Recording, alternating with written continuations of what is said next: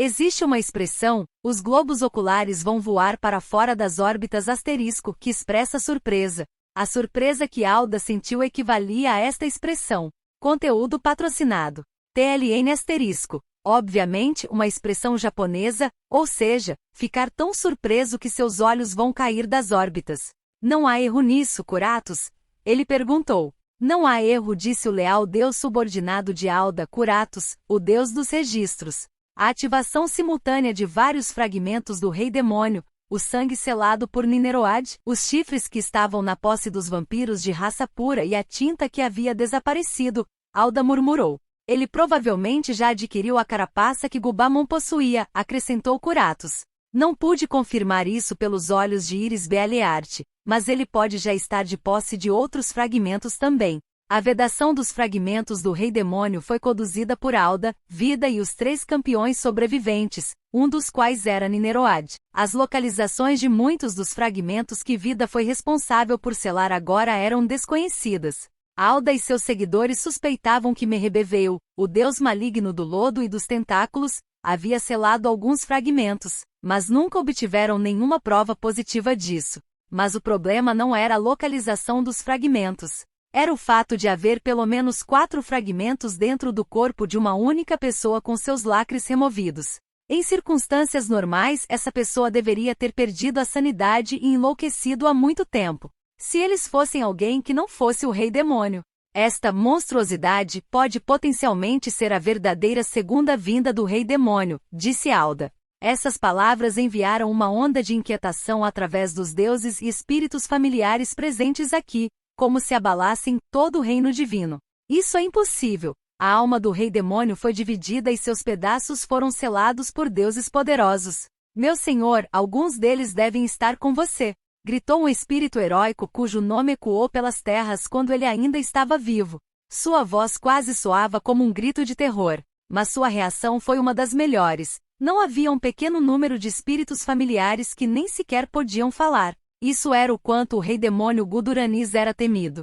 Os presentes aqui eram aqueles sem corpos físicos que haviam ascendido além da vida mortal, mas por causa disso, era fácil para eles entender o que significaria ter suas almas quebradas, aprofundando seu medo. Precisamente. Mesmo agora, alguns dos fragmentos de alma do Rei Demônio Guduranis estão em minha posse, Alda respondeu tranquilizadora. Um ar de alívio se espalhou entre aqueles que se reuniram neste reino divino.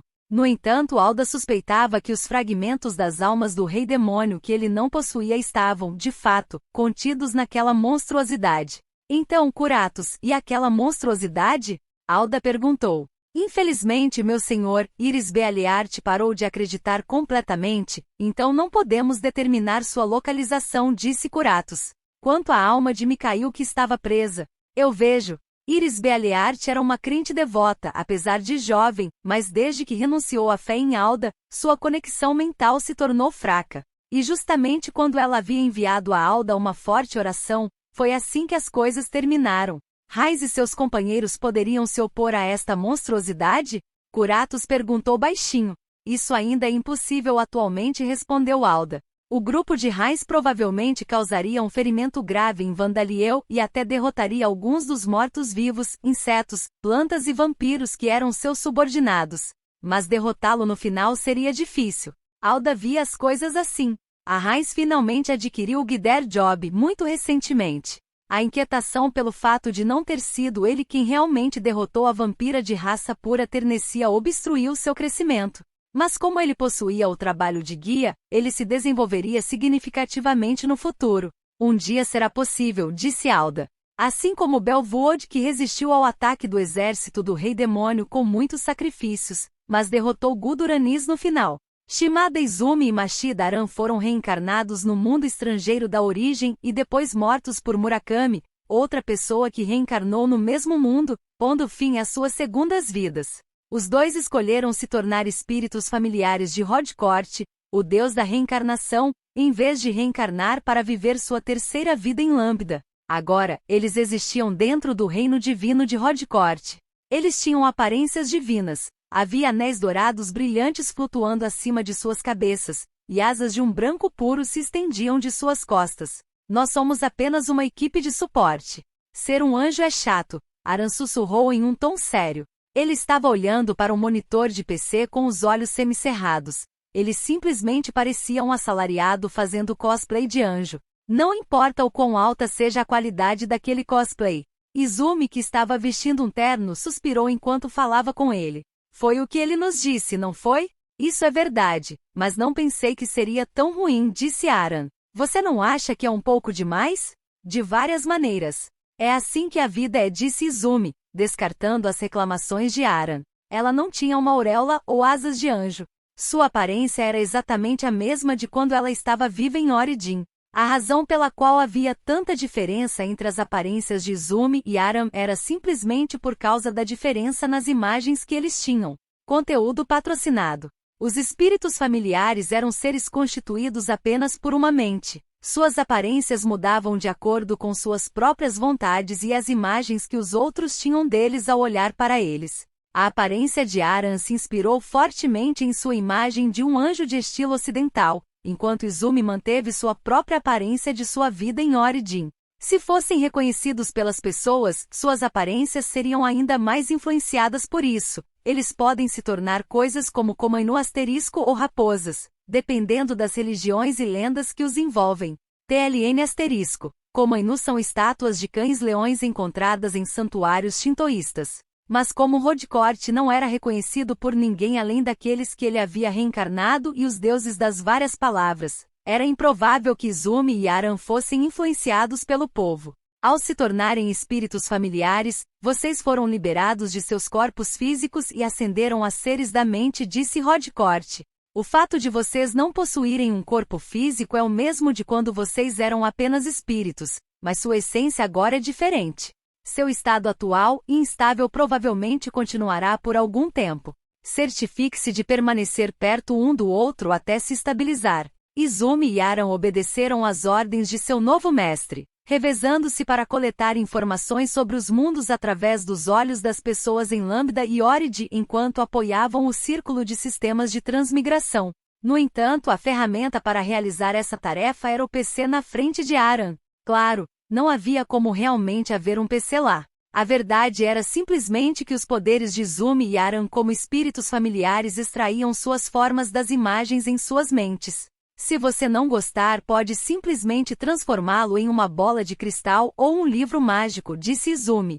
Eles foram capazes de mudar seus poderes para assumir qualquer forma. No entanto, não havia garantia de que mudar suas formas permitiria que realizassem as mesmas tarefas. Shimada-san, você só está dizendo isso porque sabe que é impossível, certo? Disse Aran. Estou dizendo isso porque você tem feito a mesma reclamação várias vezes, disse Izumi. As imagens em suas cabeças não eram fáceis de mudar. Quando tentavam pensar em ferramentas fáceis de usar, sempre chegavam a PCs, tablets e celulares. Se estivessem interessados apenas na aparência de seus poderes, poderiam transformá-los em bolas de cristal, lajes de pedra ou mesmo ábacos. Mas não havia como evitar o fato de que eles achariam seu trabalho mais difícil tentando usá-los. Isso não era um problema de temperamento deles ou algo do tipo. Isso era algo que quase sempre acontecia quando pessoas que já haviam vivido em civilizações tecnologicamente desenvolvidas ascendiam para se tornar espíritos familiares. Embora eu não ache que haja necessidade de se dedicar a ser místico só porque você se tornou um anjo, acrescentou Izumi. Ao contrário de Aran, que repetidamente fazia as mesmas reclamações, ela não parecia insatisfeita com o fato de não ser muito parecida com um anjo. É bom ser o mesmo que fomos até agora, não é? Izumi continuou. Na verdade, acho que é mais fácil do que ser instruído a usar bolas de cristal para fazer o mesmo trabalho que seríamos capazes de fazer com PCs. Isso é verdade, mas você sabe. Para Aran, tornar-se um espírito familiar foi uma mudança tão pequena que ele só tinha essas queixas subjetivas a fazer. Ele não havia perdido nenhuma habilidade de sentir emoções, nem suas memórias de quando ele era um humano desapareceram. A única coisa que mudou foi sua percepção do tempo. Claro, ele não sentia mais cansaço físico agora que não tinha corpo físico, mas sentia cansaço mental. E o mais surpreendente, ele ainda era capaz de comer e beber depois de se tornar um espírito familiar. Bem, acho que vou me acostumar com isso eventualmente, disse Aran antes de tomar um gole de seu café instantâneo. O café era da mesma marca que ele consumia com frequência na origem. Claro, o café instantâneo da origem não foi trazido para o reino divino. Aran o reproduziu de suas próprias memórias. Deuses de lendas de todos os tempos e lugares frequentemente realizavam festas. Era assim que a comida e a bebida eram servidas nessas festas. Shimada-san, você poderia me dar um café? Aran perguntou. Aquela feita por gotejamento. Os alimentos e bebidas que os deuses podiam produzir dependiam de sua natureza e divindade. Novos espíritos familiares como Aran e Izumi só podiam produzir coisas com as quais estavam muito familiarizados quando eram humanos. Mais tarde, disse Izumi, você deveria ter bebido algo diferente de café instantâneo e enlatado. Não tenho resposta para isso, disse Aran. Os dois estavam tendo esse tipo de conversa sem sentido, mas suas mãos estavam trabalhando. Eles estavam verificando se havia algum problema com o círculo de sistemas de transmigração e consertando pequenos erros. Enquanto faziam esse trabalho, eles também reuniam informações sobre Murakami, Tsuchiya e a oitava orientação, aqueles que não conseguiram encontrar enquanto ainda estavam vivos na origem, bem como informações sobre Vandaliel e seus companheiros em Lambda. Eles pensaram que seriam monitorados por seu novo mestre Rodcourt enquanto faziam isso, mas não era o caso. Havia certas tarefas que precisavam ser feitas, mas parecia que Rodcourt não tinha interesse em dizer nada sobre qualquer outra coisa que eles fizessem, desde que fizessem seu trabalho. Bem, pode ser apenas porque não haveria sentido em nos monitorar, pensou Izumi. Havia tão pouco que os dois pudessem realmente fazer. Mesmo tendo sido indivíduos reencarnados, eles não conseguiam enviar mensagens para o povo de origem em Lambda. Conteúdo patrocinado. Claro. Interferir diretamente também era impossível. Eles podiam ver e ouvir uma grande quantidade de informações através dos olhos e ouvidos das pessoas pertencentes ao círculo de sistemas de transmigração de Rodcourt, mas era isso. Claro, eles também não podiam manipular os sistemas e decidir arbitrariamente onde as pessoas seriam reencarnadas. Na situação atual, até mesmo suas habilidades de trapaça, cálculo e inspeção não eram de muita utilidade. O que você acha dos movimentos de Murakami e da oitava orientação? Aran perguntou. Parece que Plutão está planejando algum tipo de suicídio em larga escala, disse Izumi. Quanto a Murakami, parece que ele nos matou com motivos ainda mais fáceis de entender do que eu pensava. Entendo, bem, não há outra escolha a não ser deixar as coisas acontecerem como quiserem. Izumi e Aran sentiram raiva de Murakami e dos outros responsáveis por matá-los. Simpatia por Plutão e seus companheiros e arrependimento por não terem feito o que precisava ser feito ao proteger Plutão e seus companheiros dos laboratórios de pesquisa no início. Mas essas emoções não atingiriam ninguém agora. A única coisa que eles podiam fazer era reunir informações suficientes para persuadi-los assim que chegassem a este reino divino. Então, e o Lambda? Izumi perguntou. Aran colocou as duas mãos na cabeça. Eu desisto, disse ele. Vandalielko é muito bom em liderar pessoas. Eles rapidamente são puxados para o círculo do sistema de transmigração de vida, então a filmagem é cortada. Como seu mestre Rodcourt, Aran e Izumi só podiam obter informações através dos olhos daqueles que pertenciam ao círculo de sistemas de transmigração de Rodcourt. Eles não conseguiram obter informações do Sila, que era uma raça criada por vida. No entanto, Vandaliel trocou palavras com várias pessoas no antigo ducado de Sauron, incluindo os maridos de Sila. Mas Vandaliel continuou guiando-os inconscientemente para o círculo do sistema de transmigração de vida, então era impossível coletar informações continuamente. Mesmo assim, eles conseguiram saber dos acontecimentos da batalha com Gubamon graças a Iris Bealeart e Rick Paris. E através das memórias de pessoas que estavam investigando Vandaliel de longe, como o imperador do Império Amid, Marshuzaro e o marechal da nação do escudo Mirg, Thomas Palpape, eles reuniram informações com sucesso, apesar do grande intervalo de tempo. No entanto, não havia muitas novidades nisso. Acho que devemos parar de baixar a guarda contra ele só porque ele não tem nenhuma habilidade de trapaça, disse Aran. Na verdade, ele é mais trapaceiro do que nós, comentou Izumi. Vandaliel possuía 5 fragmentos do Rei Demônio e mais de 1 bilhão de mana. E embora ele não possuísse aptidão para outros atributos de magia, ele podia usar os feitiços de atributo fogo, água e vento somente relâmpago, através da habilidade Dead Spirit Magic, onde ele utilizava espíritos mortos, ao contrário da magia espiritual asterisco.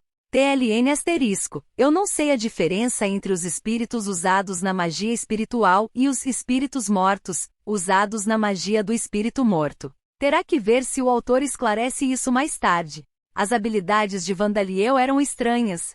Mesmo em Origin, ser capaz de apagar pequenas montanhas com facilidade era impossível, exceto para monstros e heróis lendários. Ele pretende que ele entre em conflito com a Memiya e os outros. Não é nosso mestre, quero dizer, disse Izumi. Dependendo de como suas habilidades são usadas, eles têm uma chance, disse Aran. As previsões da minha capacidade de cálculo estão dizendo isso, mas... Em Origin, Aran pôde acreditar nos resultados produzidos pelos cálculos de sua habilidade.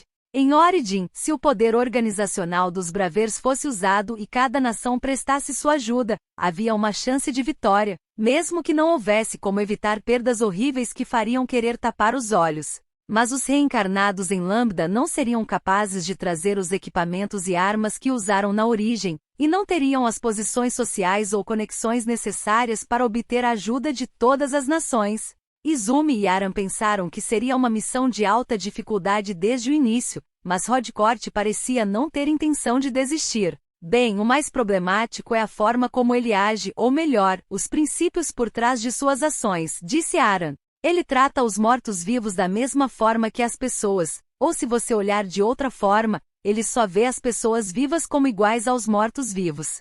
Já sabíamos disso, mas... foi por isso que ele matou Raymond e Rick da Resistência naquela situação. Aran viu a maneira como Vandaliel matou Raymond e Rick como problemática. Até Aran sentiu raiva do que Raymond e seus homens fizeram à raça Scylla pelo bem do povo. Ele não gostou nem um pouco e se sentiu confortável em declarar que precisava ser interrompido. Mas ele achava que Vandaliel deveria ter usado os irmãos sem matá-los. Em vez de puni-los, deveria ter negociado e estabelecido uma relação de cooperação. Na Terra e na origem a justiça nem sempre foi feita e nem todo o mal foi punido. Isso foi especialmente verdadeiro na política. Isso era de conhecimento comum. E os Bravers em Origin operaram com esse conhecimento comum em mente. Eles lutaram contra terroristas e capturaram criminosos. Mas eles não fizeram coisas como causar guerras civis caóticas em ditaduras militares matando seus líderes, nem revelaram o lado negro dos serviços secretos de grandes nações, causando dificuldades para essas nações se administrarem. O mundo, as nações e as muitas pessoas não poderiam ser protegidas apenas por palavras bonitas e pensamentos positivos. Em Origin, esse fato se enraizou profundamente nas mentes de Izumi e Aran. Mas o que Vandaliel fez no antigo ducado de Sauron, embora a escala de suas ações fosse bem diferente, foi o oposto do que os Bravers fizeram. Ele formou um relacionamento cooperativo com Iris Bealeart e a organização que ela liderava, mas o movimento de resistência foi consideravelmente prejudicado pelas mortes de Raymond e Rick. Conteúdo patrocinado. Antes, eu disse que ele é racional, ou pelo menos tenta ser racional, mas isso estava errado. Ele é muito movido pela emoção, disse Aran. Eu não acho que isso em si seja uma coisa ruim, e isso me faz pensar favoravelmente nele como pessoa, no entanto. Isso me deixa cada vez mais incerto se ele estará disposto a conversar com os Bravers, disse Izumi. A propósito, onde está nosso mestre? Ele está ocupado lidando com as falhas do sistema que ocorreram quando as almas de Rick, Raymond e seus homens foram quebradas, disse Aran. Eu não acho que chamá-lo vai obter qualquer resposta por um tempo. O trabalho de Rodcourt ficou um pouco mais fácil, mas ele ainda precisava dedicar muito tempo ao sistema quando as almas eram quebradas. Parece que ele também não notou as cartas que chegaram dos deuses da origem e Lambda, disse Izumi. O aventureiro da classe S do Império Amid, o Thunderclap Schneider, estalou a língua ao ler a carta que havia sido entregue por um monstro do tipo pássaro que havia sido especialmente treinado por um domador. E então ele rapidamente escreveu uma resposta. TCH, eu me dei ao trabalho de sair de barco e eles ainda vão e me mandam essas cartas incômodas, murmurou. O membro de seu grupo, o Lissana, era na verdade a forma reencarnada de Jurizana Pipe, o deus maligno da degeneração e intoxicação, que traiu o rei demônio e se juntou à vida e ao campeão Zakart. Alguns meses atrás, ela havia recebido uma mensagem divina de Hicklin, o gênio do tempo e da magia. Como um crente secreto de vida, Schneider partiu em um barco em direção ao continente negro, um continente que consiste inteiramente em ninhos do diabo, com seus companheiros vários dias atrás. Eles estavam obedecendo às instruções da mensagem divina para visitar o deus da guerra Zantark, que era amplamente considerado um deus caído que se fundiu com os deuses do mal. De fato, haviam se passado apenas alguns dias desde que eles zarparam. Apesar de Lissana ter recebido a mensagem divina de Hicklin meses atrás, mas isso também não poderia ser evitado. Mesmo que Schneider se comportasse de maneiras inéditas, ele ainda era o único aventureiro da classe S na região oeste do continente. Havia vários aventureiros de classe A que eram considerados iguais a ele, mas nenhum aventureiro que o superou. Em outras palavras, ele estava inesperadamente ocupado. Em particular, Schneider continuou se recusando a se associar ao Império usando suas inúmeras conquistas e valor militar. Assim, seu status social oficial não era diferente de um civil comum. Isso significava que qualquer um poderia pedir coisas a ele desde que tivesse dinheiro. Assim, muitos pedidos chegaram à caixa de entrada de Schneider. Mesmo depois de Lissana ter recebido a mensagem divina, ele terminou os pedidos que já havia aceitado e completou os pedidos que não conseguiu recusar. Finalmente, alguns meses depois, o ano mudou e Schneider finalmente pôde zarpar. O que estava escrito naquela carta? Perguntou Dalton, o Dark Elf com um moicano, que provavelmente não teria se sentido desconfortável por ser chamado de um dos marinheiros deste barco. Schneider bufou. É um pedido de algum duque em algum lugar para caçar a resistência no ducado de Sauron que eles invadiram anos atrás, e investigar a fonte de alguns mortos-vivos que destruíram um forte, ele disse. Não consigo lidar com essas coisas. Eles estão tentando trabalhar este velho até a morte. Sim, é verdade que você não pode lidar com isso. Além de ser uma dor, você ficaria ressentido com os honestos que apoiam a resistência, Dalton concordou. Se você é um homem velho ou não é outra questão, no entanto. Schneider estava atualmente rabiscando sua resposta. Guarde suas bobagens de falar dormindo para quando estiver dormindo. Sua verdadeira idade era a de uma pessoa idosa em Lambda, ou um pouco depois da meia-idade na Terra. No entanto, ele manteve a aparência jovem de um homem na casa dos 20 anos. Ele tinha cabelo loiro platinado que ele insistia ser branco, pele tonificada e músculos que cobriam todo o seu corpo como uma armadura. Lissana, que estava tomando banho de sol no convés enquanto tinha óleo perfumado aplicado a ela por um dragão do tamanho de uma pessoa, e a anão Merdin, a de mais bom senso entre os membros desta festa, estavam de acordo com Dalton. Eu não chamaria de velho quem faz caminhadas em cima do mar, por motivos de saúde, disse Lissana. Sim, você estava correndo como um idiota também. Você deveria ter continuado correndo até o continente negro, disse Merdin, dizendo que era bom para sua saúde. Schneider fazia caminhadas no oceano todas as manhãs. Para ser mais preciso, ele estava correndo na superfície da água sem usar magia. Sério, eu não sei por que eles podem fazer algo assim, o dragão sussurrou, lembrando-se de como era um pesadelo. A visão de Schneider, Dalton e Zorcodril, que na verdade era um vampiro de raça pura conhecido pelo apelido de Zod, correndo na superfície do oceano. Se eles estivessem usando magia, não seria nada mais do que uma performance habilidosa. Magos capazes de usar a magia do atributo vento para criar massas de ar sob seus pés ou magia do atributo água para endurecer a superfície da água abaixo deles não, eram incomuns. Mas mesmo do ponto de vista do dragão, esses três eram monstros capazes de fazer isso apenas com pura força física. Ele definitivamente não queria ser chutado por aquelas pernas ridiculamente poderosas. O que até mesmo Merdin e Lissana podem fazer isso, disse Schneider. Fazemos isso com magia e itens mágicos. Merdin exclamou. Não pense que sou igual a você. Estou encarregada do trabalho cerebral, disse Lissana. Trabalho cerebral, o dragão repetiu. Lissana lançou a ele um olhar que parecia que poderia matar alguém. Você tem algo que quer reclamar, Luvis? Ela perguntou, mostrando as escamas rosadas e a língua comprida que eram a prova de que ela era um deus do mal. Não é nada, gritou Luvis, ou melhor, Luvesfol, o deus dragão furioso e maligno. Luvesfol, aquele que selou Fedirg, o deus dragão dos 5 pecados, nos pântanos ao sul de Talochein. Criou um rei escamado como seu sacerdote e roubou a fé dos Lizarmen de Fedirg. Ele foi ferido depois de ter seu Spirit Clone destruído por Vandaliel, e ele estava fugindo para o continente negro, pensando que seria morto se ficasse onde estava. No entanto, os domínios de deuses adormecidos como vida estavam em seu caminho, e desde que ele foi ferido, ele não conseguiu se mover como queria. Levou tempo para escapar e, infelizmente para ele, o dia em que finalmente conseguiu deixar o continente Bangaia foi o dia em que Schneider e seu grupo partiram. Normalmente não haveria problemas.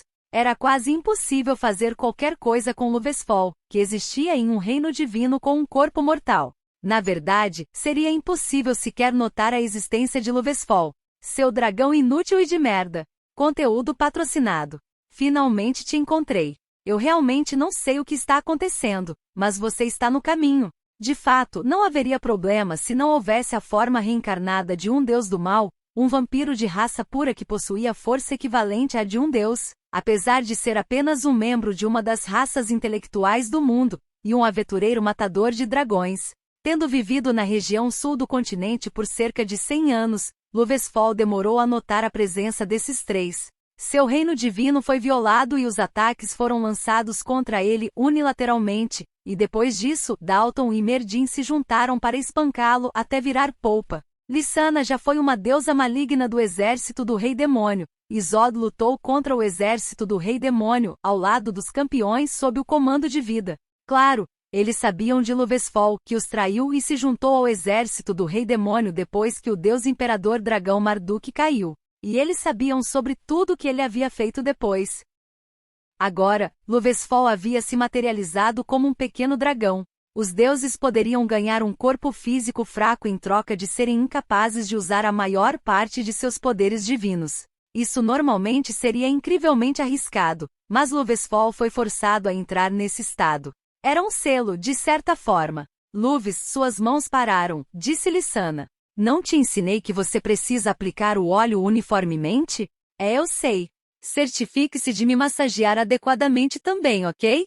Ah, e não esqueci que você usou sua respiração contra mim em seu objetivo de lucrar com a batalha entre Vida e Alda. Ugh, você se lembra de tudo? Por favor, tenha em mente que eu também lembro que sua traição durante a batalha contra o exército do Rei Demônio causou o colapso das linhas de frente, forçando-nos a uma batalha infernal para tentar recuar, Zod acrescentou. Luvesfol gritou de terror. Para Lissana e Zod, ele era alguém que certamente merecia ser morto. E havia uma única razão pela qual ele ainda não havia sido morto. Desde que ele havia traído o deus dragão e se juntou ao exército do Rei Demônio, se ele morresse, sua alma retornaria ao círculo do sistema de transmigração do Rei Demônio, e ele seria reencarnou um dia. Como o sistema do Rei Demônio atualmente não tinha ninguém gerenciando, além de sempre ter sido instável para começar, não havia garantia de que mesmo os deuses pudessem reencarnar com suas memórias e personalidades intactas, a menos que fizessem preparativos como Lissana fez. Havia uma grande chance de que eles renascessem como um goblin ou um sapo gigante com novas memórias e personalidades. No entanto, a chance de que eles pudessem reencarnar como algo novo com suas memórias, personalidades e poder milagrosamente intactos não era zero. Normalmente, eles teriam destruído completamente o corpo de Luvesfol e selado sua alma, assim como Schneider havia feito com os Elder Dragons que ele exterminou no passado. Mas viagem de barco, então Luvesfol estava neste estado como um pequeno dragão agora. Não é como se eu não sentisse pena de você, mas toda vez que sinto, fico me lembrando de outra maldade que você fez, então não posso simpatizar, disse Lissana. Você está certo, disse Dalton. Devo dar um soco nele então? Dalton, ele está mais fraco que um viver agora, então ele morreria se você o socasse, disse Merdin. Luvesfol estava sendo atormentado por Lissana e Zod, mas Merdin e Dalton também não sentiam nenhuma simpatia por ele. Eles o estavam tratando como um escravo criminoso. Mas parecia que Luvesfol tinha algum conhecimento sobre o continente negro e o paradeiro de Zantark. Então ele ainda estava sendo tratado melhor do que escravos criminosos normais.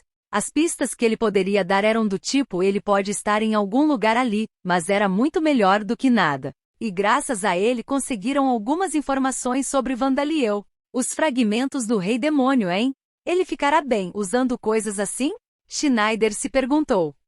A verdade é que Zod e eu não sabemos nenhum detalhe sobre eles, disse Lissana. E eu não tenho nenhuma lembrança de 100.000 anos atrás. Só consigo me lembrar de eventos que aconteceram depois que reencarnei neste corpo de elfo. Eu também fui selado há 100.000 anos e estava dormindo até recentemente, acrescentou Zod. Ninguém teria sugerido tentar usar os fragmentos do Rei Demônio no período imediatamente após a derrota do Rei Demônio. Assim, Zod e Lysana não sabiam muito sobre eles. Eles só sabiam tanto sobre eles quanto Schneider e os outros dois. Nós lutamos contra monstros cujos fragmentos do Demon King estavam em fúria, e Elder Dragons que os mantiveram para usar como trunfos. Mas eles foram surpreendentemente administráveis, disse Schneider. Eles se tornam incapazes de usar magia elemental e seus movimentos se tornam desleixados, normalmente pelo menos. Este foi o caso dos inimigos de posse dos fragmentos do Rei Demônio que Schneider e seus companheiros enfrentaram. Os próprios fragmentos também não representaram nenhum problema. Schneider e seus companheiros simplesmente precisavam colocar selos rígidos sobre eles depois de derrotar seus donos. Aquele Dhampir usou o sangue do Rei Demônio para fazer canos de armas e disparou projéteis feitos dos chifres do Rei Demônio, usando o feitiço Telequinesis. É verdade, disse Luvesfol. Vandaliel usou calmamente a magia, mesmo que fosse magia sem atributo, com 2 dos fragmentos do Rei Demônio ativos ao mesmo tempo. Provavelmente era perigoso para Schneider e seu partido trabalhar sob suas suposições anteriores. Bem, não adianta se preocupar com isso. Se as coisas ficarem realmente ruins, tenho certeza que Hicklin vai dizer outra coisa para Lysana. Mais importante, precisamos encontrar Zantark, disse Schneider, voltando seus pensamentos para o ainda desconhecido continente negro que estava em algum lugar do outro lado do oceano. De acordo com as lendas, o continente negro tem uma fonte da juventude. Não que você precise dessa fonte, disse Merdin. Conteúdo patrocinado. O Degenerate Luciliano, um ex-aventureiro da classe C, é atualmente um mago de atributo de vida que conduz pesquisas sobre mortos-vivos. Conteúdo patrocinado. Mas agora ele não é conhecido por seu passado, mas por ser o aprendiz pessoal de Vandaliel, o rei de Taloshein que possui vários títulos de rei. Esta história é uma reorganização dos relatórios, documentos de pesquisa, dissertações e diários que Luciliano deixou. Claro, mago é um trabalho, mas magos também são criaturas que estudam diligentemente através da leitura de referências, treinamento e realização de pesquisas e experimentos, e então registrando e consolidando os resultados de suas pesquisas. Eu, Luciliano, que fui essencialmente excomungado da Guilda dos Magos em que estudava, não sou exceção.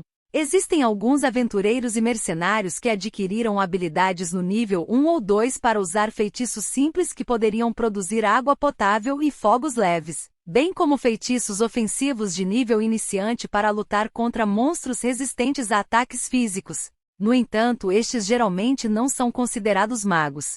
Eles são apenas aqueles que podem usar magia. Eles são aqueles que os membros da Guilda dos Magos ridicularizariam como usuários de magia.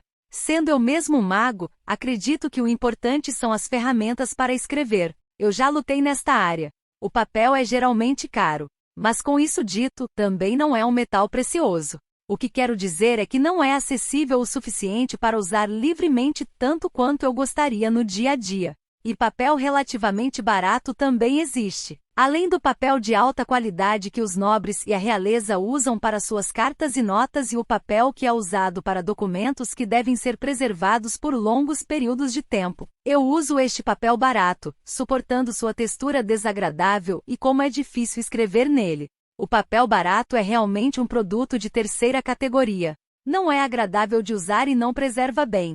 E no final, ainda não é acessível o suficiente para que grandes quantidades sejam usadas. Também é comum o uso de cascas e folhas secas de árvores em substituição ao papel. Os formulários de solicitação copiados postados nos painéis de solicitação da Guilda dos Aventureiros e outros são feitos principalmente com eles. Parece que havia alguns ramos da guilda que usavam papel de verdade para isso no passado, mas muitos aventureiros incivilizados tendem a rasgar os formulários de solicitação dos quadros. Os altos custos de reimpressão desses formulários é o que levou ao uso de uma substituição mais barata hoje. E embora esse substituto mais barato possa funcionar para escrever memorandos, ele não pode ser preservado e, portanto, não é adequado para registrar os métodos e resultados de experimentos. Por isso não o uso com muita frequência. Como aventureiro, o custo do papel era um problema que me dava dor de cabeça. Comparado a isso, a nação de Taloshein que o mestre governa é como o céu. Aparentemente, esse não era o caso antes de eu vir para o país, mas agora o papel de palha é produzido em massa. A produção em massa é uma coisa maravilhosa, não é? Embora sua qualidade não seja tão boa quanto o papel de alta qualidade, consigo obter um papel mais do que bom para escrever por um preço barato. Como o mestre reconheceu minha pesquisa como um projeto nacional, posso obter este artigo como parte de minhas despesas de pesquisa. No ano passado havia uma fábrica de golem que criava papel de alta qualidade e até golems de impressoras. A taxa de alfabetização dos cidadãos está aumentando. No futuro, a produção e a demanda de Taloxein provavelmente rivalizarão ou superarão as de outras grandes cidades. Com isso dito, não sou um pesquisador de papel. Eu sou um mago que pesquisa os mortos-vivos. Então, primeiro descreverei os golems que o mestre criou.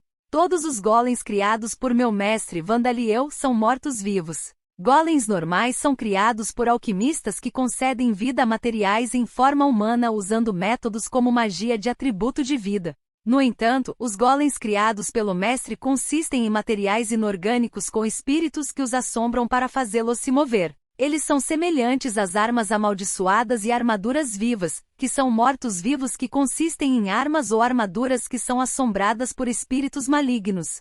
É por isso que os golems do mestre são fracos para feitiços de atributo de luz anti-mortos-vivos, mas não haveria ninguém que veria que eles têm tal fraqueza ao vê-los pela primeira vez. No entanto, eles são uma fonte de interesse sem fim, mas parece que o mestre não tem muito interesse neles. Os golems são realmente tão interessantes? Ele perguntou. É provável que ele os veja como coisas que ele pode mover como seus próprios braços e pernas, e não como coisas que devem ser pesquisadas. Claro, respondi. Se for possível, gostaria de entrevistar os espíritos que você usa para mover os golems. Você cooperaria com isso? Recentemente, os golems do mestre têm evoluído por conta própria. Alguns deles ganharam a habilidade de absorção para absorver materiais externos do mesmo tipo de que seus corpos são feitos, a fim de reparar danos que fazem com que seus volumes corporais diminuam. Embora os golems fibrosos na fábrica de papel reduzam seus próprios corpos para produzir papel, parece que mais materiais podem simplesmente ser despejados nos golems para devolvê-los ao normal. Isso é extraordinariamente conveniente, mas o que os espíritos responsáveis estão pensando e em que tipo de estado se encontram são questões de imenso interesse. Pedi ao mestre que cooperasse comigo para que eu pudesse entrevistá-los a fim de responder a essas perguntas, mas o mestre me disse: não acho que você deva ter muita esperança nos resultados. E infelizmente, como o mestre disse, quase não houve resultados dignos de nota. Parece que os espíritos que habitam os golems são fortemente influenciados pelos materiais inorgânicos que compõem seus corpos. Suas personalidades de quando estavam vivos são perdidas ou alteradas em um curto período de tempo. Talvez eu devesse ter esperado isso, pois tornar-se uma máquina de fazer papel ou uma impressora seria insuportável se eles ainda possuíssem consciência como pessoas. No final, pude conduzir as entrevistas com o mestre atuando como intérprete, mas devo registrar que não houve respostas significativas. Recentemente, o mestre adquiriu o trabalho de fabricante de zumbis. Alguém que faz zombies, que maravilha! Eu também sou capaz de criar zumbis com magia de atributo de vida, mas é provável que este trabalho deva ser adquirido criando zumbis por meio de magia de atributo de morte. Na verdade, os zumbis criados pelos métodos que usei até agora não podem nem se comparar aos zumbis criados pelo mestre em termos de desempenho. Os zumbis não são tão diferentes quando são criados, mas há uma grande diferença entre seus potenciais futuros. Conteúdo patrocinado. Deixando isso de lado, o mestre, após adquirir este maravilhoso trabalho, sentou-se no canto da sala, segurando os joelhos. Você adquiriu uma habilidade inconveniente, talvez? Perguntei. Mesmo no passado, há registros de pessoas que adquiriram empregos anteriormente desconhecidos, apenas para adquirir habilidades indesejáveis. Mesmo que alguém possa selecionar seu trabalho, eles não podem selecionar as habilidades que adquirem. Tarefas perigosas costumam ter nomes incomuns, portanto, se essas tarefas forem evitadas, situações fatais geralmente não surgem. No entanto, parece que quase todos os trabalhos que o mestre pode adquirir são perigosos, então não há como evitá-los. Como eu pensei, parecia que realmente havia algo incomodando. O mestre ergueu o rosto com um movimento mais lento do que o normal e falou em tom grave. Eu não adquiri uma habilidade, mas se eu baixar a guarda, inconscientemente transformo os cadáveres ao meu redor em zumbis, disse ele. Oh, que coisa maravilhosa e ao mesmo tempo assustadora, mestre, exclamei. O mago que inadvertidamente transforma os cadáveres ao seu redor em zumbis. Se tal pessoa estivesse presente em um campo de batalha. Não, o mestre sempre foi capaz de tais coisas. Em outras palavras, você pode criar zumbis sem lançar nenhum feitiço, e a mana gasta para fazer isso é pequena? Perguntei. Parece que isso resumiu a extensão das mudanças. O mestre deu um aceno de cabeça. Criar zumbis automaticamente sem lançar feitiços tem um grande efeito. Mas por que diabos isso seria um problema? Eu tenho que me perguntar por que você está se sentindo triste com isso, mestre. É verdade que você ficaria preocupado com o que fazer com os zumbis que surgem se planejasse viajar por antigos campos de batalha, mas não estamos atualmente no castelo real de nossa própria nação? Não deve haver muitos cadáveres por aí, eu disse. Existem muitos mortos-vivos em Taloshen, mas não há cadáveres que não sejam mortos-vivos. A boa ordem pública e a nação não têm problemas com comida, então há muito menos mortes inesperadas do que em outras cidades. Mesmo aqueles com doenças graves são rapidamente curados pelo mestre, e poções são fornecidas para aqueles que estão gravemente feridos. Assim, acredito que não há nada para o mestre se sentir triste. Isso é verdade, mas ingredientes alimentícios e couros e peles curtidas também se transformam em zumbis. Então eu me tornei incapaz de chegar perto da cozinha e da oficina onde Tareia e os outros trabalham até que eu possa controlá-los, disse o mestre. Então esses são considerados cadáveres também. É verdade que ingredientes alimentícios e peles são partes de cadáveres. Mesmo que os ingredientes da comida se tornem zumbis, não é como se eles começassem a se decompor imediatamente. Mas embora isso seja verdade, certamente seria desagradável ter os ingredientes se contorcendo durante o processo de cozimento. E seria perigoso se os materiais usados para criar armas e armaduras se debatessem durante o processamento. Se este trabalho não ajudar a fazer ajustes em Zandia e Giena que eu roubei de Gubamon, o objetivo de eu aceitar este trabalho era, o mestre murmurou. Bem, não será útil no futuro? Eu sugeri. Em situações onde há uma necessidade repentina de criar um grande exército de zumbis, por exemplo. Acredito que certamente é possível que tais situações surjam no caso do mestre. O conhecimento que posso adquirir ao lado do mestre é precioso. Dentre esses conhecimentos, o segundo conhecimento mais precioso é o de mundos estrangeiros. Mas não sei se esse conhecimento é correto neste mundo, disse o mestre como um prefácio antes de falar sobre o conhecimento de organismos vivos de outros mundos. Para mim, esse conhecimento era muito mais precioso do que ouro ou joias.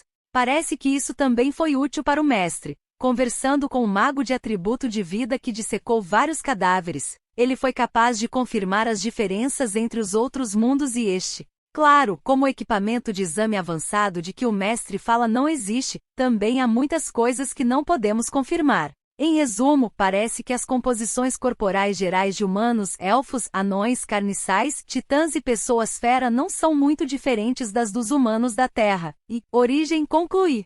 Coisas como orelhas, olhos, nervos e a presença de glândulas de veneno são diferentes, mas os esqueletos, o número de órgãos e suas localizações no corpo e a disposição dos músculos são praticamente os mesmos. É provável que os elfos negros também sejam os mesmos.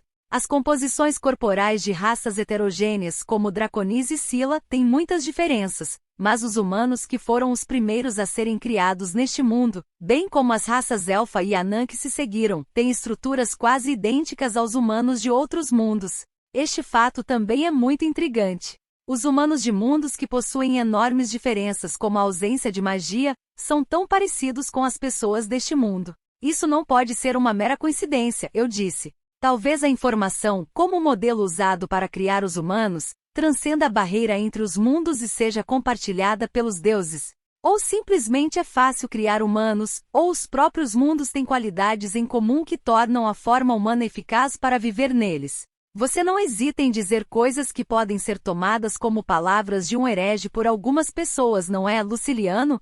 Comentou o mestre. Mas é verdade que os humanos são basicamente os mesmos. Até as metades superiores de Scylla são semelhantes aos humanos. Pode ser apenas o resultado de Rodcourt nos escolher, humanos da Terra, porque nossas formas e biologia são semelhantes às dos humanos de Lambda. Eu vejo, existe essa possibilidade também, eu disse. É uma reencarnação conduzida pela vontade de um Deus, afinal.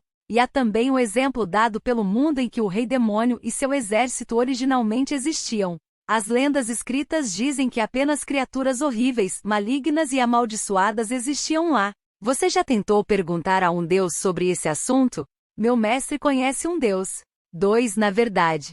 Se ele perguntasse diretamente, poderíamos obter pistas para resolver esse mistério, mas... Conteúdo patrocinado. Se formos para a parte mais profunda da masmorra, ele virá atrás de nós, mas eu me sentiria mal por fazê-lo sair demais, disse o mestre. Merrebeveu, por outro lado, realmente não me convoca. Ela pode ser do tipo tímida. Parece que as coisas realmente não saem como queremos, eu disse. Não consegui rasgar o véu dos mistérios sagrados de uma só vez, mas o conhecimento que o mestre compartilhou sobre a função correta do esqueleto, dos músculos e dos órgãos é significativo para mim, tanto como mago quanto como pesquisador. O conhecimento mais precioso que posso adquirir depois de me tornar aprendiz do mestre é o conhecimento sobre mortos-vivos. Mesmo o conhecimento de outros mundos é ofuscado por isso. Eu trabalhei como um aventureiro enquanto conduzia minha pesquisa, então eu me considerava mais conhecedor dos mortos-vivos do que aqueles que se mantinham escondidos nos arquivos da Guilda dos Magos. Mas o conhecimento que posso obter observando os mortos-vivos ao lado do mestre é de uma qualidade completamente diferente. Os mortos-vivos que surgem espontaneamente em Devil's Nest, masmorras e antigos campos de batalha são, quase sem exceções, inimigos naturais de todas as criaturas vivas. É impossível observá-los com segurança. Na verdade, a maioria das observações são feitas perigosamente durante a batalha. Na verdade, não há chance de conversar ou interagir com eles. A exceção seriam os mortos-vivos que eu e praticantes semelhantes somos capazes de criar, mas eles são apenas cadáveres com vida falsa concedida a eles por meio de magia. Embora tenham semelhanças com mortos-vivos, eles são diferentes. Quase não há sentido em observá-los. Mas na nação de Taloshein governada pelo mestre, os mortos-vivos estão levando vidas como cidadãos na sociedade. Existem alguns com fala e conduta um tanto anormais, mas a maioria deles ainda possui inteligência e personalidade semelhantes às que possuíam enquanto estavam vivos. Isso é realmente uma utopia para mim. Espere. Borcus disse. Não concordamos que não haveria espera? Os homens retiram suas palavras? Perguntei. GRR, os homens não retiram suas palavras. Pegue tudo. Bem, então farei isso sem reservas. Não é porque derrotei o rei da espada Borcus num jogo de shogi com dinheiro em jogo que sinto que este lugar é uma utopia. Isso foi apenas parte das minhas observações. A propósito, o jogo só é permitido em Taloshein em instalações administradas publicamente. Parece que no mundo da Terra, onde o mestre passou sua primeira vida, o jogo era controlado por aqueles com uma base firme no submundo, mantido em lugares sombrios dos quais nenhum indivíduo respeitável deveria se aproximar. É provável que haja uma quantidade considerável de preconceito nessa visão. Afinal, pelo que ouvi do mestre, o país do Japão em que ele vivia tinha uma ordem pública muito melhor do que este mundo. Foi por isso que o mestre se sentiu mal com a ideia de jogos de shogi e reversi serem jogados em antros de jogo com dinheiro em jogo, mas parece que ele mudou de ideia depois que Eleanora sugeriu o estabelecimento de antros de jogo e cassinos regulamentados e administrados publicamente. E parece que o mestre também não odeia jogos de azar. Embora pareça que em vez de gostar de jogos de azar em si, ele gosta de fingir ser uma pessoa rica.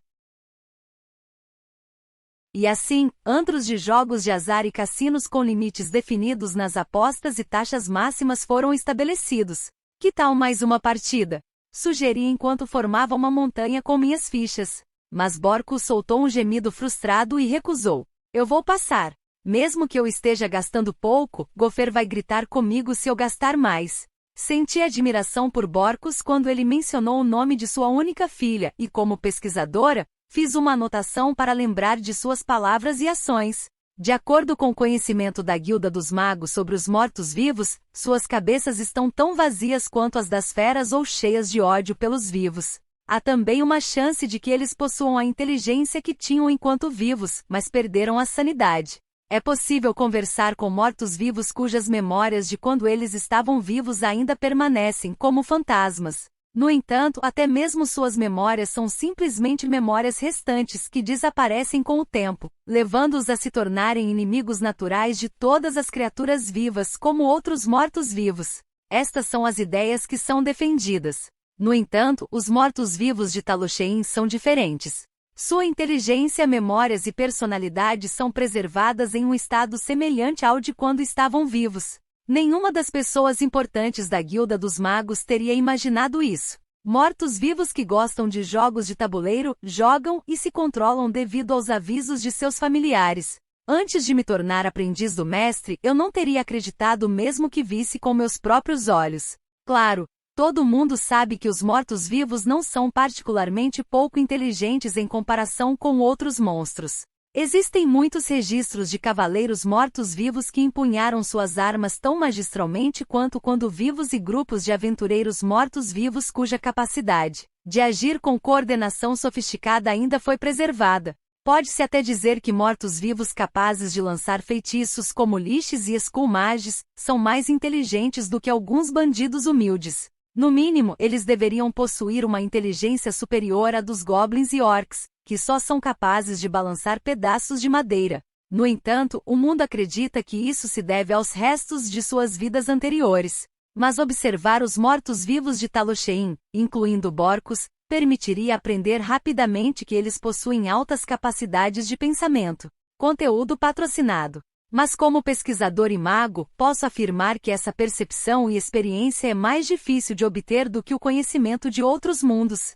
A propósito, você ouviu alguma coisa sobre essa coisa do garoto? Borcos perguntou. Essa pergunta me tirou do meu humor fraco e emocional e me trouxe de volta aos meus sentidos. O que ele estava apontando não tinha nada a ver com mortos-vivos, mas até eu tinha minhas perguntas sobre isso. Coelhinhas, eu murmurei. As funcionárias que carregam bebidas e refeições leves, limpam os tabuleiros de shogi, mesas de bilhar e dardos e fazem todos os tipos de preparações enquanto usam roupas sensacionalmente bizarras. O mestre as chamou de coelhinhas. Seus ombros e costas estão expostos, e as formas de seu decote, se houver, e quadris não são ocultados. Eles usam meia calça que o mestre fez, para que sua pele não fique exposta, mas eles se agarram firmemente em suas nádegas e pernas. Isso não os torna realmente mais indecentes? E o mais bizarro de tudo são as tiaras com enfeites que parecem exatamente com orelhas de coelho e enfeites que parecem rabos de coelho, presos logo acima da parte inferior. Não sei os detalhes, mas parece que as funcionárias dos cassinos da Terra, o mundo onde o mestre viveu, se vestiam dessa maneira, eu disse. Você está falando sério? A Terra é um mundo apenas com humanos, certo? Não é como se eles pudessem ser obcecados por pessoas fera do tipo coelho, disse Borcos. Parece que nem o mestre sabe por que eles são coelhos, mas, aparentemente existem algumas regiões da Terra que consideram os coelhos um símbolo de boa sorte. Então talvez isso tenha algo a ver com isso? Eu sugeri. Além disso, é provável que seja uma forma de serviço para os clientes do sexo masculino. O entendo. Bem, eles são sexy, então eu não odeio isso, mas o que acontece se conseguirmos trabalhadores que são pessoas fera que não sejam do tipo coelho? Borcos perguntou. Ele estava preocupado que seria desagradável para as pessoas fera de outras raças que já possuem suas próprias orelhas e rabos se vestirem como coelhinhas. Quem sabe? Talvez elas simplesmente se tornem garotas raposa, garotas lobo e garotas pantera, eu sugeri com um sorriso amargo. Dei uma resposta bastante vaga, pois não estava particularmente interessado neste tópico, mas Borcos pareceu satisfeito com esta explicação. Uma expressão convencida apareceu na metade restante de seu rosto. Eu vejo. É verdade que não precisamos nos limitar a coelhinhos como a Terra, disse ele.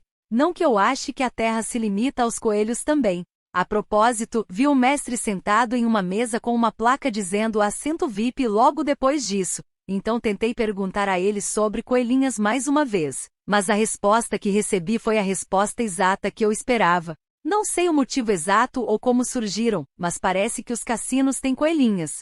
De alguma forma, os desejos de meu mestre por luxos mundanos, ou melhor, o que parecem ser luxos mundanos, é tão forte que ele deu uma volta completa e se tornou não mundano. Comecei a questionar sua sanidade quando soube que uma vez ele tentou e não conseguiu tomar banho em uma banheira cheia de pepitas de ouro. Mesmo agora ele estava empilhando fichas de ouro em uma montanha sobre a mesa, cercado por Zadiris, Basdia e Eleanora que o serviam em trajes de coelhinha. A propósito, mestre, você ganhou em seu jogo? Perguntei. Eu fui completamente espancado, o mestre respondeu, caindo para frente sobre a mesa. Parece que o mestre não é muito bom em jogos de tabuleiro e jogos de azar. Não faça perguntas para provocá-lo. Tenho certeza de que você pode dizer olhando que as fichas nesta pilha são brinquedos feitos de ouro de tolo, disse Zadiris. A propósito, o ouro dos tolos é um metal conhecido como ouro falso e produz faíscas quando duas peças são batidas juntas. Por isso às vezes são usadas como faíscas de pederneira. É assim que o metal é inútil. Em outras palavras, o mestre está apenas atuando. Além disso, a placa que diz assento VIP também é algo que o próprio mestre criou e colocou sobre a mesa. Vandali Osama, venho pensando nisso há muito tempo, mas acho que você deveria educar esse seu aprendiz insolente, disse Eleanora. Luciliano é meu conselheiro e também meu aprendiz, então é perfeito que ele seja um pouco insolente, disse o mestre. Felizmente, parecia que ele não pretendia seguir a temível sugestão de Eleanora. Me poupe. Eu certamente não gostaria de acabar como aquelas pessoas da antiga resistência falsa, eu disse. A última vez que os vi, e os outros falsos membros da resistência haviam se tornado berserkers que lambiam suas armas com olhares enlouquecidos.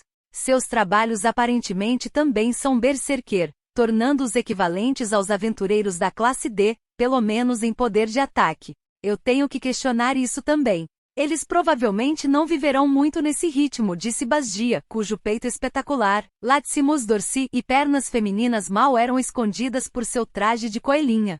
Parecia que ela achava que isso também seria problemático. O mestre contemplou por um curto período de tempo antes de erguer o rosto de repente para falar. Bem, vamos fornecer-lhes parceiros confiáveis para que possam viver muito. Parceiros? Eu repeti. Ele pretendia que eles trabalhassem em pares? Mas então, o que ele quis dizer com suprimento? Conteúdo patrocinado. Vou fornecer a eles armaduras vivas que atuarão como seus parceiros, não como seus instrutores, disse o mestre. Eu vejo. Isso também daria a eles uma armadura de alto desempenho. Então está matando 2 coelhos com uma cajadada só, disse Basdia. E mesmo que o inimigo tentasse roubá-los, eles simplesmente fugiriam por conta própria, a menos que fossem realmente derrotados. Que maravilhoso! Como esperado de você, mestre, eu disse. Poderia e seus companheiros continuarem domando mortos-vivos que foram separados do mestre por um longo período de tempo? O que acontece com os mortos-vivos que ficam separados do mestre por um longo período de tempo? Interessado nos resultados desse experimento, eu, como Basdia, concordei com a sugestão do mestre. Existem certas habilidades que a Guilda dos Magos considera que os mortos-vivos não possuem, ou possuem muito pouco. Estas são habilidades criativas, artísticas e imaginativas e sensibilidade à emoção.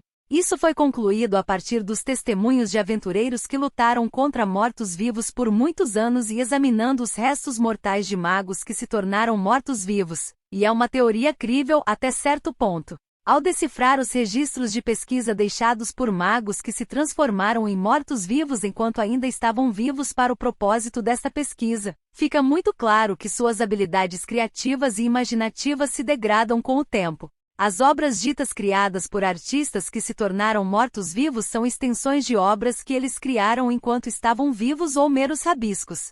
Eu tomei esse conhecimento como certo, mas intrigantemente, existem mortos-vivos em Talochein que se dedicam a esse tipo de trabalho criativo.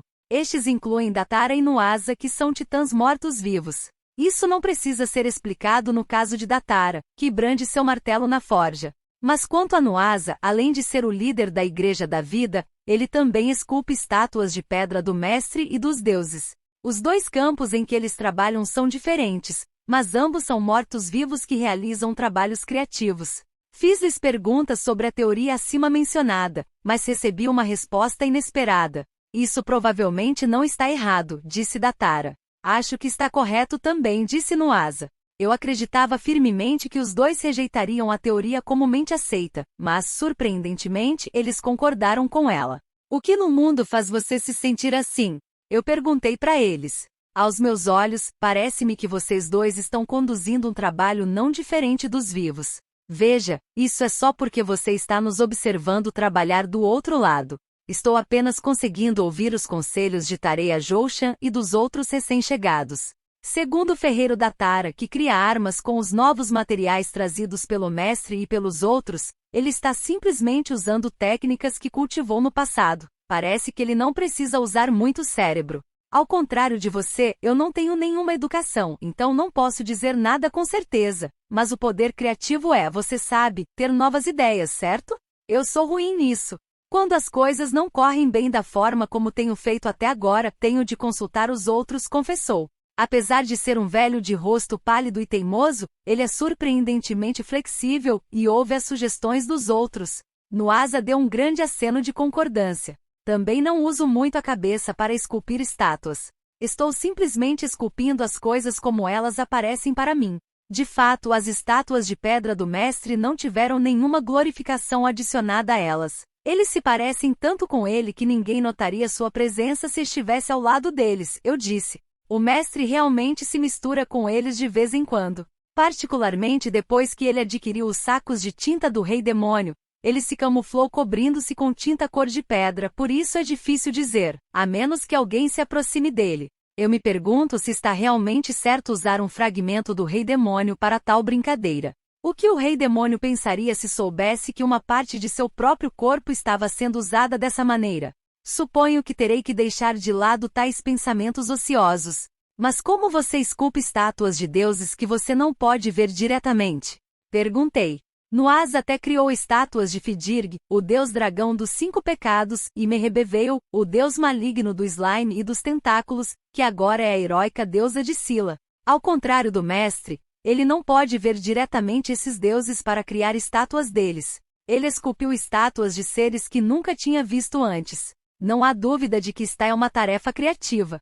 Ah não, o Santo Filho usou a habilidade de transmutação de Golem para criar grandes modelos para me mostrar como eles eram, disse Nuasa. Eu vejo. Parecia que eu simplesmente precisava esculpir as estátuas usando-as como referência. Parece que o mestre, que conheceu os deuses diretamente, forneceu um modelo para trabalhar. Bem, até morrer, eu realmente era um velho teimoso, disse Datara. Meu poder criativo pode ter diminuído mais do que os jovens naquela época.